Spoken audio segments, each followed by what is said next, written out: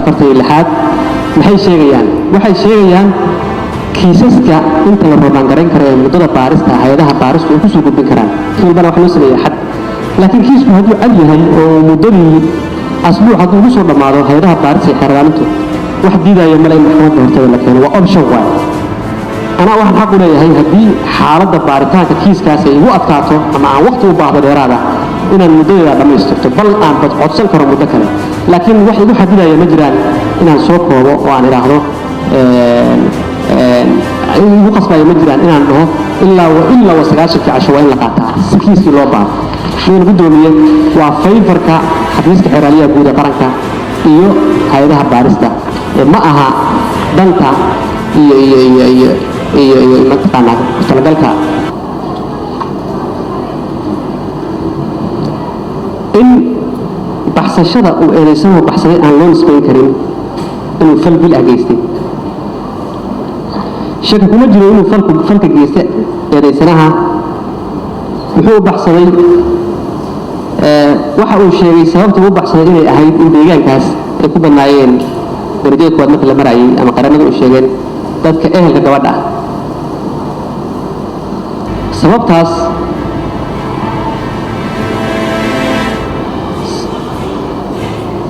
sababtaas mid la guddoomiyay maxkamadda sharafta leh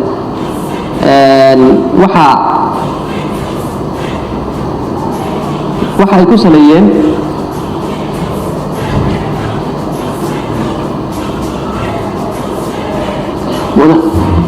sababtaas waxa ay ku saleeyeen in deegaanka uu ku badnaayeen ehelada oo totally iska hor imanay qareenkuna halkan wuxuu ka sheegay inuu waafaqsan yahay raacsinta ay soo gudbiyeen hal qodobna uusan ka taxafudin ama hal qodob oo ka mid ah uusan ka noqon ee uu ku kalsoon yahay raacsinta uu soo gudbiyay sidee bay markii hore doodu waxay ahayd maadaama aad marxumadda ka soo saarto qolka jiifka ay aaday qolkii aad soo gubtay ee hal daqiiqo muddada ay qaylada aad maqashay u dhaxaysay maxaad u gubi weyday qolka jiifka ودة تاجن ورث أهل مركورة لكن هذا الدور عصب باكوس وكورتين محمد رحفان كواه وقال في جيفتا لفتر كيسة إليه هاي مثل أبوي رسلوه إليه كجران عرفتي له كجران محمد روافيره كتافر الكاس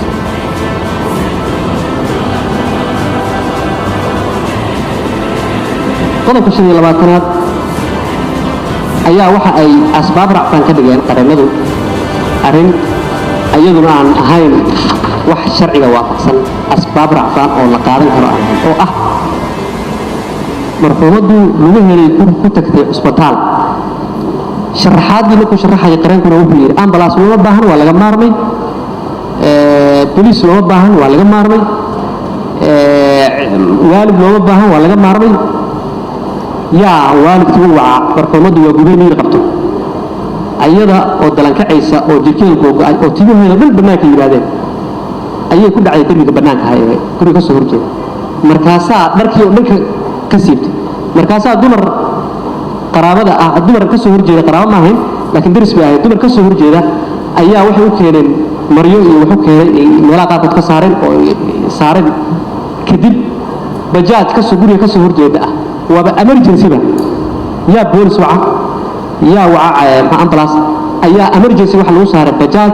waxa lagu geeyay isbitaalka markaas ehelkeedii la wacay isbitaalka lagu yeeray arintaasi marka arin asbaab raacsan horta totally noqon karta ma aha laakiin maadaama ay soo gudbiyeen qareenadu waxaanu kuwa waajib nagu ah inaanu ka jawaabno waan maxkamadda sharafta la wadaagno maadaama ay maxkamaddu ay intaa qodobka 26aad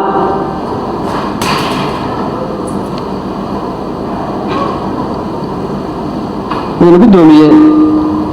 قضب الإحلات روح نوسع اللي عرفت موبلك محا موبلك دبر غير إليه أو أيوه هاي شتها مية يكون شقين درتي مية أرماها صدم محكمة دي كده على عنده أنت مكانتياش وربحين تودي إيوه وحيد أيوه إسكالحي أيوه استعماليس مركبا كم بتبايع قضب كاسنا قضب كتدري لواتنات waxa lagu sheegay inaysan suurtagal ahayn in hadiiba uu qolka qof ku jiray markii uu gudayaha aysan suurtagal ahayn in laga badbaado ha waxay dhaheen hadiiba qolka uu qof ku jiro markii si hore toba maba ahaan in laga badbaado arrintaasi sidoo kale ma aha arrin la xiriirta 216 oo leh asbaabta racfaanku waa inay noqotaa mid cayiman haddii aysan noqon mid cayiman waxay noqonaysaa ma la ogolaanayo ama waa la diidayaa maxkamaddu waa diidaysaa racfaankaas waxaan dhaqangal noqonaya xukunkii hore qodobka ugu dambeeya ee 28aad ayaa qareemadu waxay ku sheegeen asbaab racfaan waxay ka dhigeen in difaaca maxkamadda gobolka banaadir ay soo gudbiyeen inuu ahaa difaac midaysan arrintaasi kumaanan arag racfaan cidi ay soo qaadanayso wariga qodobka noocaas laakiin waxay ku tusinaysaa in uu jiro shaki qareemada dhankooda ah inay kala hadleen markay joogeen maxkamadda gobolka banaadir in uu jiro shaki inay dhiseen qaabka difaaca dabcan waa la dhisi karaa hab sharciya laakiin intahay lagu dhiso inuu yahay hab sharciya uu sheegay doodiisa nuxurkeedu wuxuu ahaa waa qaran xalane nuxurka doodiisu waxay ahayd in eedaysan uusan falkaa gelin in uusan jirin crime intent ama ku talagal uusan jirin inuu wax kale ahaa dhacday difaac noocaas ah qareenka labaad waa soo koobayaa qoraal ahaan baa kusoo gudbinay oo lagu doomiyey qareenka labaad marka wuxuu sheegay qareenka labaad waxa uu sheegay falkan inuu ahaa fal dhacay laakiin uu ahaa shubhu camdi shubhu camdiga shuruudihiisu waxa ay yihiin inuu jiro horta shubhu camdi waxa la rabaa inuu jiro ku talagal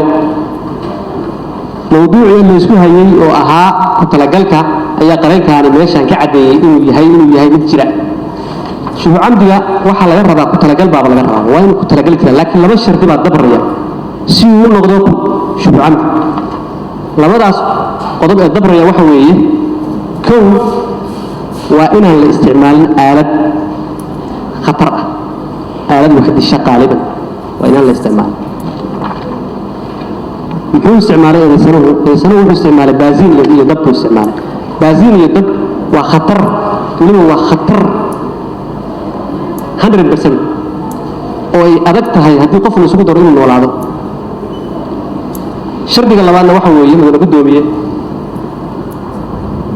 xaalad sharafta leh shardiga labaadna wuxuu yahay waa inaan la beegsan meel khatar ah ama makaan maqtala inaan la beegsan oo qofkaas meel khatar inaan lagu dhifan labadaasba meesha kama jiraan laakiin waxaan rabaa inaan uga faa'iidaysto doodaas qareenka in uu jiro ku talagal maadaama uu dilkaasi dil dhacay buu ahaa laakiin shubhu camdi buu ah eedaysanuhuna uu sheegay qoraaladiisa mid ka mid uu ku sheegay inay fara ka ciyaarayeen oo uu ka fakaday ayaguna ay baasiga gacanta ku haysay isna qoracuud sidaayey sida aad ka arki doontaan qoraalada uu qoray eedaysanuhu ama cadeynaha laga qoray qareenka ugu dambeeya qareenkaas waa qareen warsame qareenka ugu dambeeya ee qareen jibriil asagu qareen xaalane doodiisa aan ku laabanayaa qareenka ugu horreeyey waxaa ku jirtay inuu markii ugu dambeysay uu gabagabeeyey kusoo koobay ama kusoo khulaaseeyey in luul ay ayadu isgubtaba ayadu ay isgubtay cid gubtaba inaysan jirin balse ayadu ay isgubtay qareenka marka ugu dambeeya oo qareen jibriil saaxiibkii qareen jibriil wuxuu sheegay inaanay jirin cid dhibatayba aan la hubin doodaas waa duuban tahay meel kastay taallaa doodiisa labaadna waxay ahayd qareen jibriil inay ahayd kiiskan in la baaro 9 casho sida uu qabo qodobka 47 qodobka 47 ee xeerka qaabsan qodobka 47 iyo 46 maxay sheegayaan waxay sheegayaan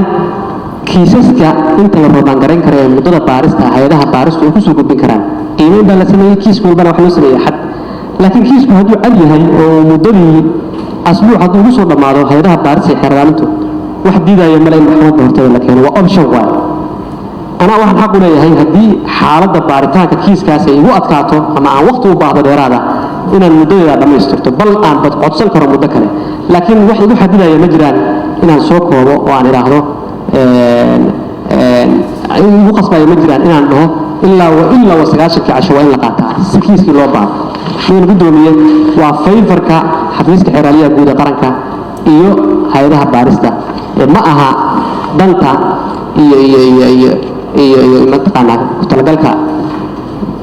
هدي أن دودة بدل أو هل كانوا قرن كسو جيدي أن يركوا كوبو نحرك أيها إن إيريسانه عدي لفتركيسو إنه شدال سوقته إنه طب سوقاته جيسار إنه جري وكانتياشي بعدي مثل من بعدي حسن يا شيخ واحد جريس خلاف رأسين تقريبا ذا يدود لهراء يدود هذا بقى آد عن يعني محكمة لها هذا عدالتنا كونفيوسكو أبو راي محايا لي وحكبه حدوده وذا يقرأ الله وذا قريبا ذا كما تلقلين يعني سنه مقبل بريقا لما قبل كورنتو وحكا لادري شو عمدو ويه أيضا اسكبتي مدمن سببت قبتانكو قولك كيف أرمي نوعاسة أو قلاتو أو أرمي أيضا يسبرنا يا نفتقون سيدا درادي أدوه العدو يحمد شرفت له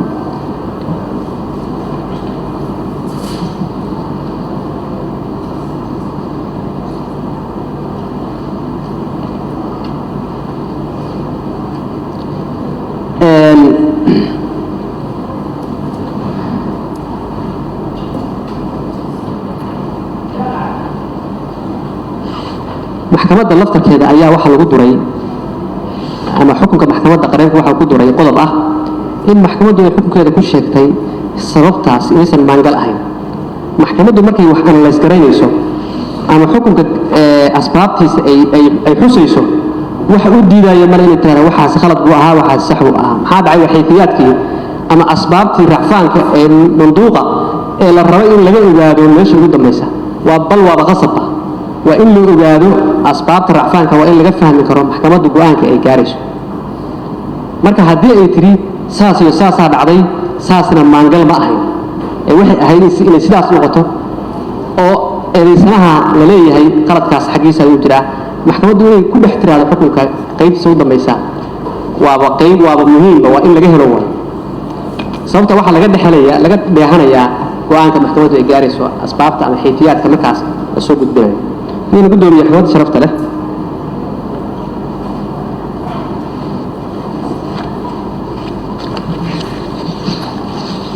واحد محمود شرفت له عن